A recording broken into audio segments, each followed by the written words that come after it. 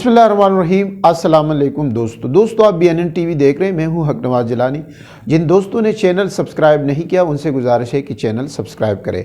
दोस्तों आज हम बात करेंगे कि वज़ीर-ए-आज़म इमरान खान को कौन कौन से लोग नाकाम बनाने पर तुले हुए हैं, वो कौन से लोग हैं जिनकी वजह से इमरान खान यरगमाल बना हुआ है। वज़ीर-ए-आज़म इमरान खान को जिन लोगों ने यरगमाल बना रखा है, जिनकी वजह से वो पॉलिसी बना रहे हैं, जिनकी वजह से डॉलर ऊपर जा रहा है, जिनकी वजह से पेट्रोल महंगा हो रहा है, कर्ज़ों में इजाफ़ा हो रहा है और दिन ब दिन महंगाई का तूफ़ान जो है वो आम गरीब आवाम पर पड़ रहे हैं।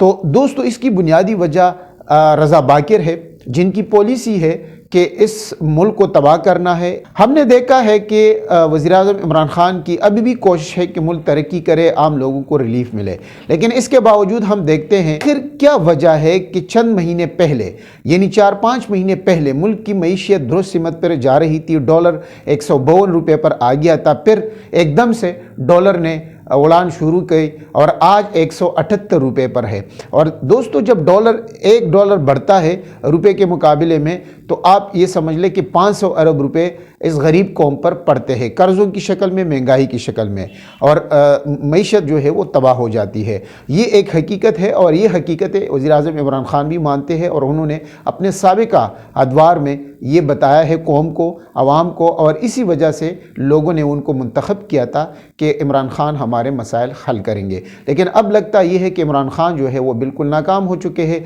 और वो चंद लोगों ने, जिनमें बाकिर भी शामिल है, दूसरे कुछ लोग भी शामिल है, और अब तो हकीकत ये है कि इनके अपने वज़रा काबीना के लोग इत्तेहादी भी सवालात उठाते हैं और वो भी वज़ीर-ए-आज़म इमरान खान की पॉलिसियों से तंग है। वजह ये है कि जब डॉलर की कीमत बढ़ती है तो महंगाई का तूफ़ान आता है और ये जो बरामदात और दरामदात पर वज़ीर-ए-आज़म को उन्होंने बेवकूफ़ बना रखा है। मैं बेवकूफ़ का इस्तेमाल करूँगा, लेकिन हकीकत ये नहीं है कि वो बेवकूफ़ बनाया गया है। वज़ीर-ए-आज़म साहब अगर आप समझते नहीं हैं तो आप इस्तीफ़ा देकर घर चले जाते, बल्कि जो बरामदात के लिए आपने ये डॉलर का सहारा लिया कि इससे बरामदात बढ़ेंगे, उससे कोई बरामदात बढ़े नहीं, बल्कि उसमें कमी वाक़या हुई है।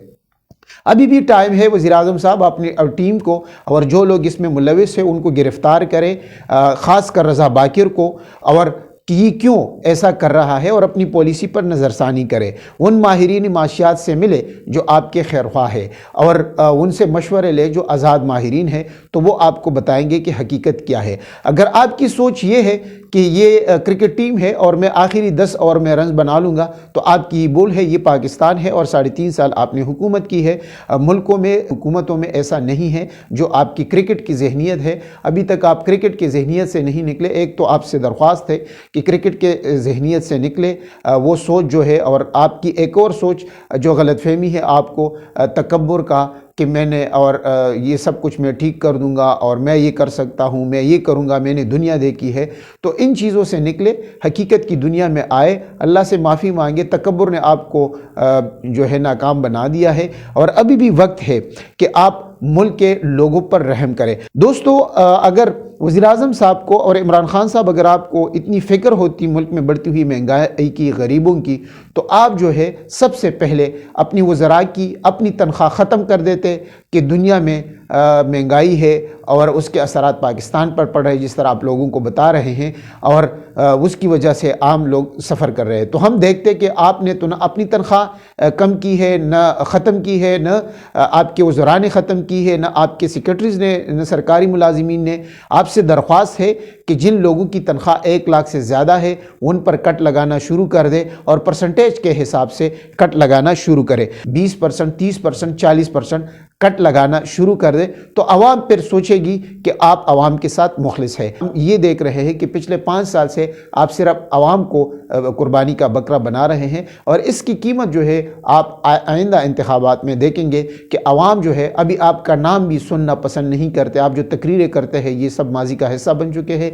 मज़ीद अपनी तकरीरों से आवाम को आप बेवकूफ़ नहीं बना सकते। अगर आप भी आपके पास टाइम है कि डॉलर को कंट्रोल करें, सिर्फ डॉलर को 150 पे ले आए, तो आपकी हुकूमत बच सकती है, महंगाई काबू में आ सकती है। और ये सब जो इक़दामात हुए हैं, आप 4-5 महीने पहले के जो इक़दामात हैं और उसके बाद, इस पर आप غور و فکر کریں کہ آپ کے ساتھ ہونے کیا جا رہا ہے۔ اگر ابھی بھی آپ نے اس پر غور و فکر نہیں کیا، اپنی پالیسی نہیں بدلی، تو جو زرداری نواز شریف سے لوگ نجات کی دعائیں مانگ رہے تھے، ابھی آپ سے بھی مانگ رہے ہیں، لیکن پھر قوم کی بدقسمتی یہ ہوگی کہ یہ لوگ پھر ملک پر مسلط ہو جائیں گے اور ان کی پھر حکومتیں بنیں گی اور یہی لوگ باقی رہیں گے، آپ کا نام و نشان بھی ختم ہو جائے گا۔ اپنی پالیسیوں پر نظر ثانی کرے، اور آپ جب ایک طرف عوام کو ریلیف دینے کی باتیں کرتے ہیں، دوسری طرف پیٹرول مہنگا کرتے ہیں، گیس بجلی مہنگا کرتے ہیں، تو اس سے عوام کو ریلیف نہیں ملے گا۔ ابھی بھی جو 120 ارب روپے آپ نے عوام کے لیے رکھے ہیں تو یہ عوام کی جیبوں میں نہیں جائے گا، اس کو بھی ختم کرے۔